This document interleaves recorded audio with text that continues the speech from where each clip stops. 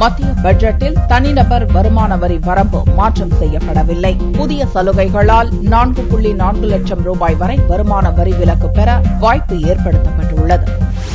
மத்திய நிதி அமைச்சர் அருண் ஜேட்லி 2015-16 ஆண்டுக்கான பொது பட்ஜெட்டை லோக்சபாவில் சனியன்று தாக்கல் செய்தார். நாட்டின் பொருளாதார சூழல் முன்னேற்றம் கண்டுள்ளதாக கூறிய அருண் ஜேட்லி, தனிநபர் வருமான வரி உச்சவரம்பில் எந்தவித மாற்றமும் இல்லை என்று அறிவித்தார்.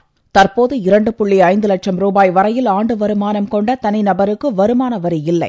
2.5 லட்சம் ரூபாய் முதல் 5 லட்சம் ரூபாய் வரையில் வருமானம் உள்ளவர்களுக்கு 10% வருமான வரி விதிக்கப்படும். 5 லட்சம் முதல் 10 லட்சம் வரையில் வருமானம் உள்ளவர்களுக்கு 20% வருமான வரியும், 10 லட்சம் அதற்கு மேல் வருமானம் கொண்ட தனிநபர்களுக்கு 30% வருமான வரியும் விதிக்கப்படும். தனிநபர் செலுத்தும் வருமான வரியில் கழிவுக்கான சலுகைகள் பட்ஜெட்டில் அறிவிக்கப்பட்டுள்ளன.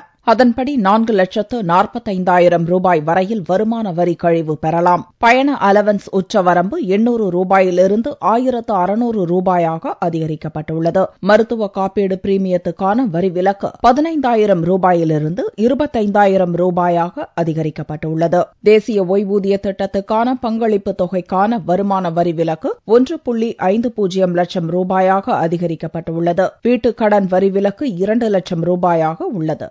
1 கோடி ரூபாய்க்கு மேல் வருவாய் கொண்டவர்களுக்கு விதிக்கப்படும் செல்வ வரி ரத்து செய்யப்படுகிறது. அதற்கு பதிலாக கூடுதலாக 2% வரி விதிக்கப்படுகிறது. இந்த புதிய வரி மூலம் கூடுதலாக 9,000 கோடி வருவாய் அரசுக்கு கிடைக்கும் என்று எதிர்பார்க்கப்படுகிறது.